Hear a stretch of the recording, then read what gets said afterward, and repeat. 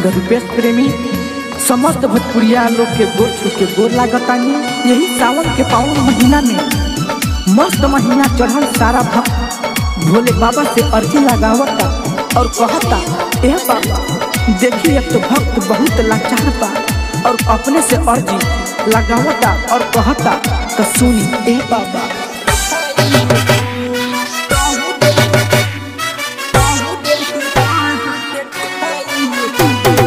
सुनी बोले कहानी पाँव पट कहानी, बाबा सुनी बोले कहानी पाँव पट कहानी, कैसे के देव घटिया हाई हो काहे की बानी बहुते हम तला चाल दौड़े ही देखाई हो।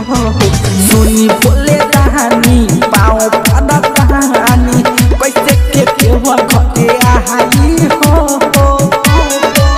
काहे की बानी बहुते हम तला चाल दौड़े ही देखाई हो।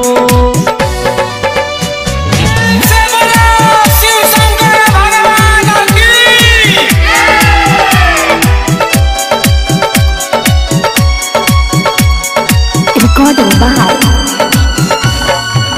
Nitya Recording Studio.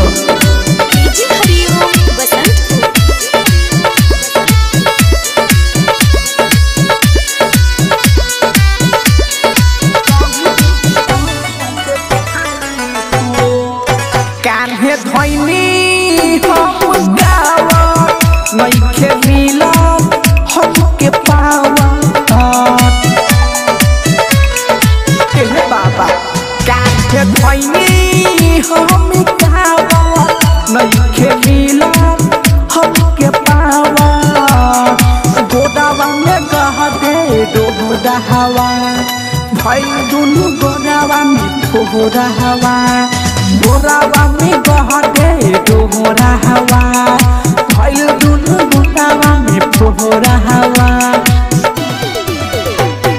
बोले बानी बोली भगती में ढोली रहिया में घंटी बजाई, सुनी बोले कहानी पाँव पट कहानी, कैसे के देव घटिया हाई हो काहे की बानी बहुते हम तला चाहत दौड़े ही देखाई हो। सुनी बोले कहानी पाँव पट कहानी,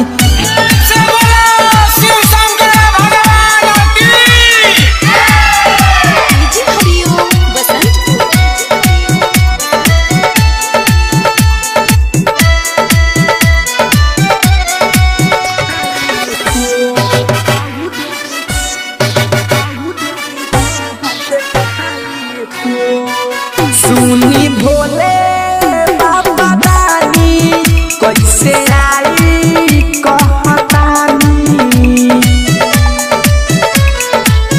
बाबा सुनी भोले बाबा दानी कैसे आई कहतानी, राइटर लगी लिखले प्रेमी रूपे सुनहैले, राइटर लगी लिखले प्रेमी रूपे सुनहैले, नित्य विकास राजू बाबू कैसे के देव घटे जाई हो। सुनी बोले कहानी पाँव पट